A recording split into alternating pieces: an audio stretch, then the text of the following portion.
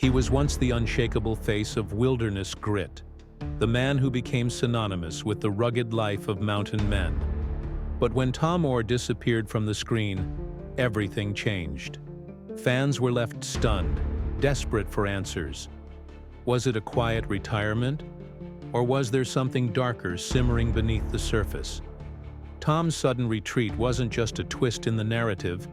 It opened a portal to questions few were prepared for. The truth, layered with years of hardship, loyalty, and untold sacrifices, is more breathtaking than fiction. Just when the world thought they understood Tom Oar, reality peeled back a new, deeply personal chapter. At first glance, Mountain Men may have seemed like another survivalist series, but for millions of viewers, it offered a raw look into a vanishing way of life. It wasn't a show. It was an education. Each frame captured the intense battle between man and nature, where comfort was found in a well-stocked pantry or a roaring fireplace, not in luxury.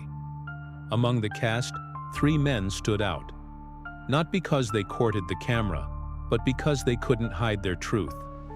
Eustace Conway in North Carolina, Marty Maiorato in Alaska, and Tom Oar in Montana didn't act. They lived, and they lived fiercely. But while Eustace faced backlash for allegedly staging scenes, and Marty flew into remote trap lines with calm tenacity, it was Tom's quiet resolve that truly struck a chord with viewers. Tom wasn't just surviving. He was building a philosophy with every hide he tanned and every winter he endured. With Nancy by his side, his world wasn't about spectacle. It was about survival, love, and legacy. They weren't just carving out a life in Montana's Yak River Valley. They were creating a movement. People didn't just admire Tom, they tried to emulate him. His fans didn't want autographs. They wanted his advice on how to make buckskin garments, how to live closer to the land, and most importantly, how to find meaning in simplicity. But even symbols grow weary. As years passed, Tom's silence grew longer. Viewers noticed. Movements slowed, screen time shrank, and questions multiplied. Something was changing. And not just on screen. Behind the camera, a quiet storm brewed. The world didn't realize it, but Tom and Nancy were facing something far more profound than a production break. They were choosing to withdraw.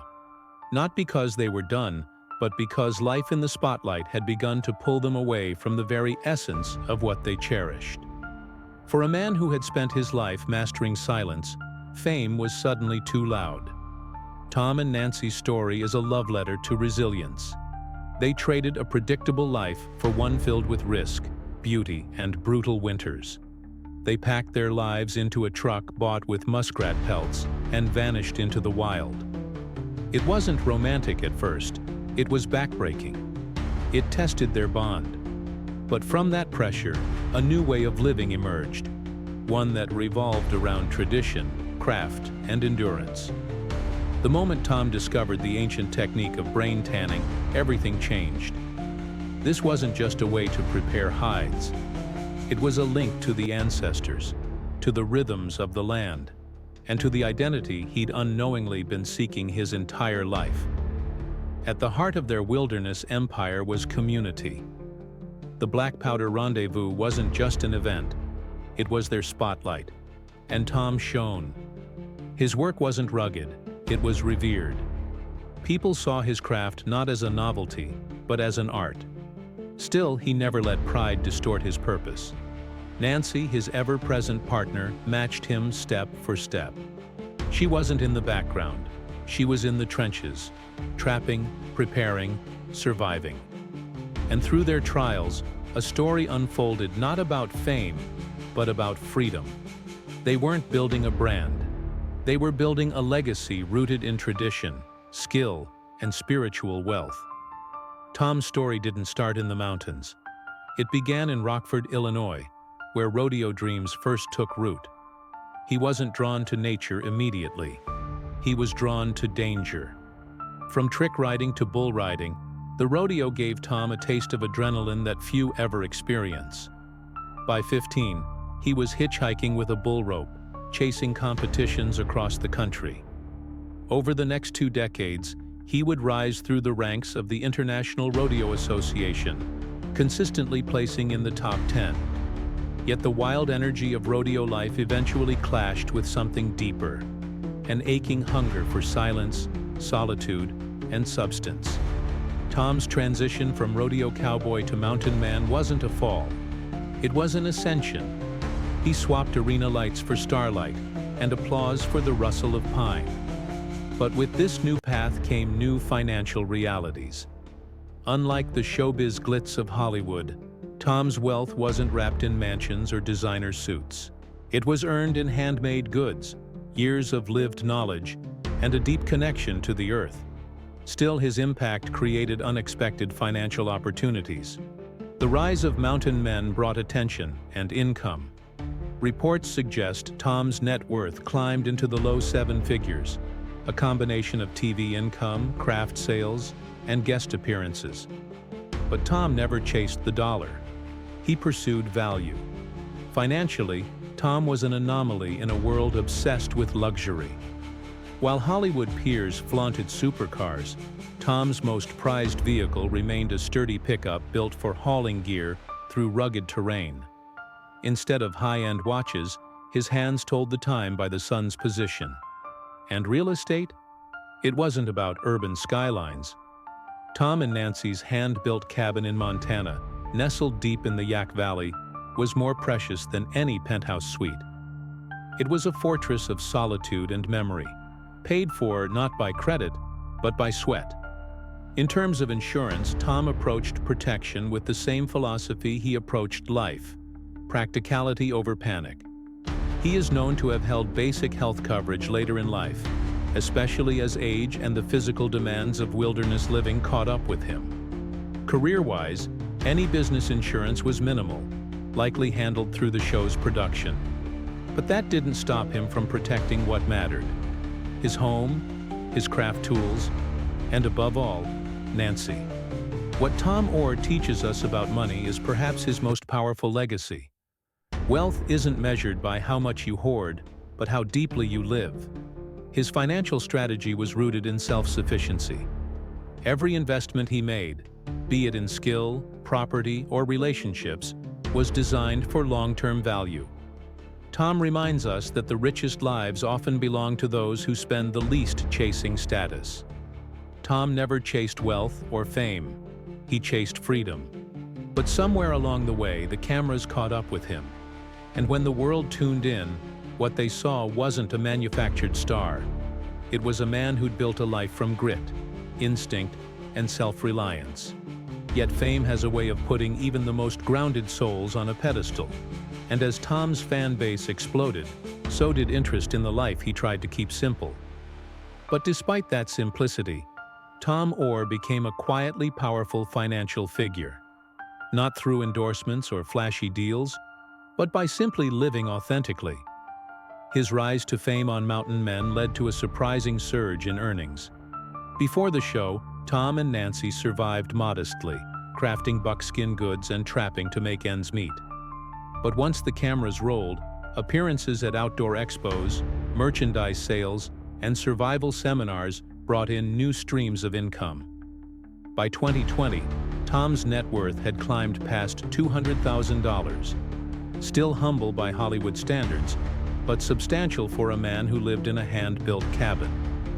Today, his net worth is estimated to be between $300,000 and $400,000, with future projections hinting at possible legacy-based earnings through book deals, brand collaborations, or a final documentary series.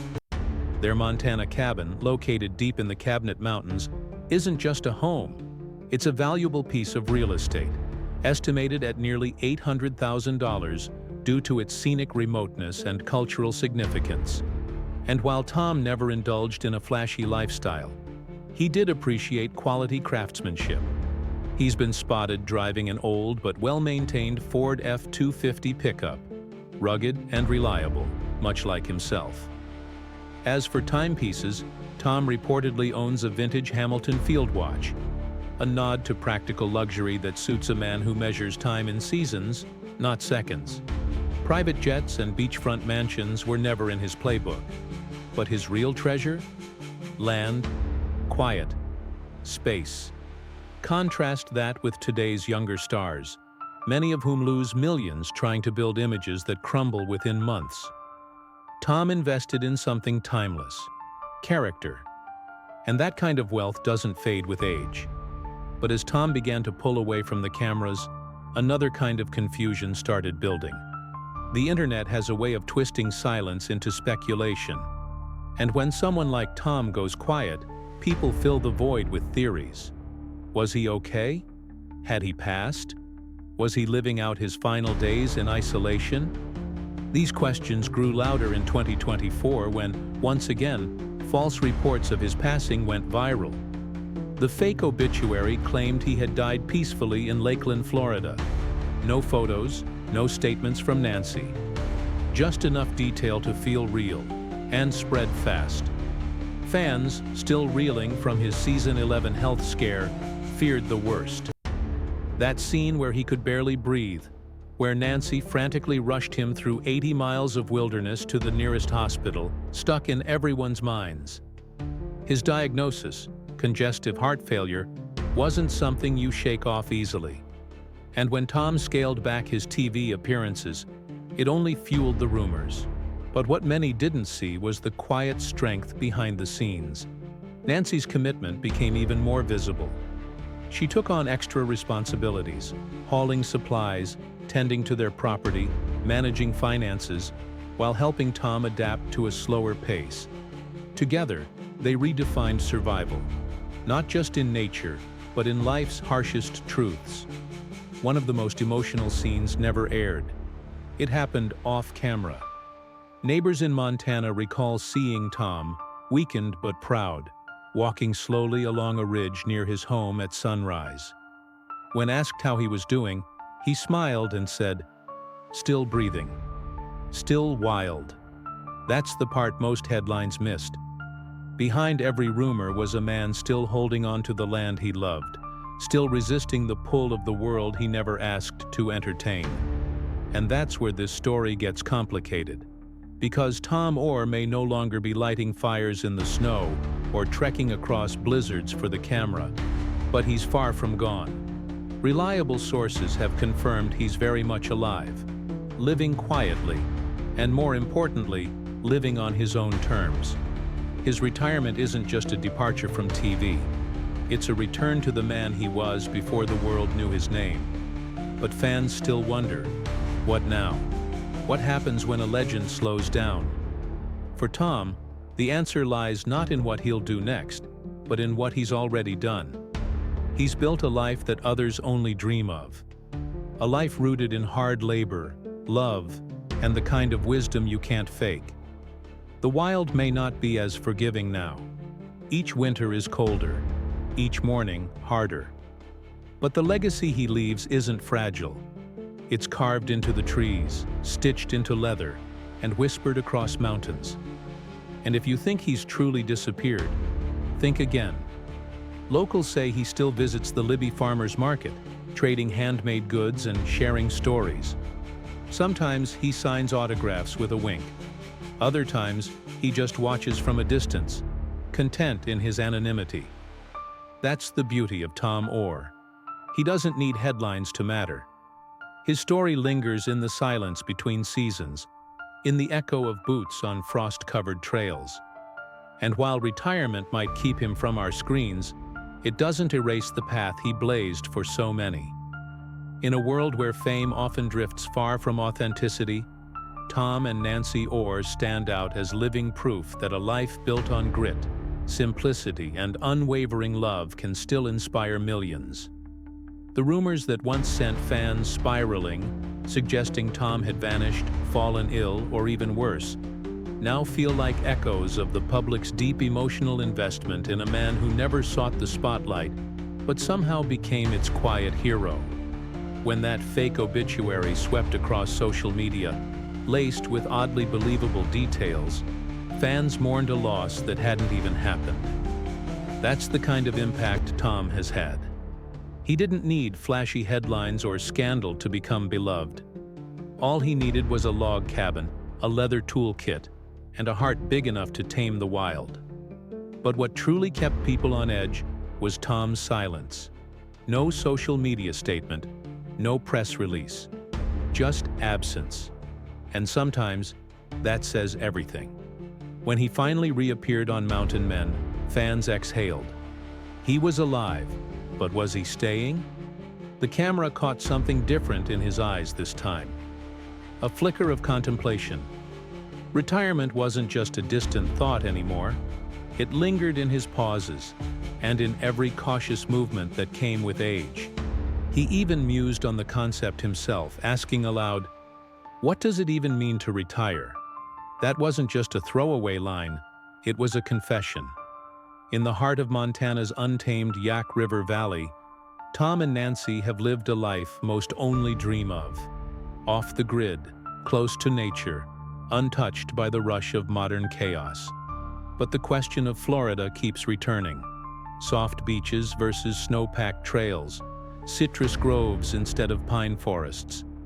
And though they haven't made the leap, the appeal is undeniable. For years now, they've spent their off-seasons soaking up the sun in the Sunshine State. The shift may be slow, but it's real. This life, this rugged existence, has forged an unbreakable bond between the Oars and their land.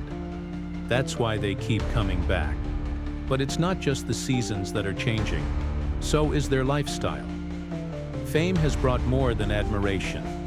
It's brought uninvited guests, eager fans who forget that peace was the very thing Tom and Nancy sought when they vanished into the wild. Their sanctuary is no longer hidden, but still, they endure. Few know the physical toll this has taken.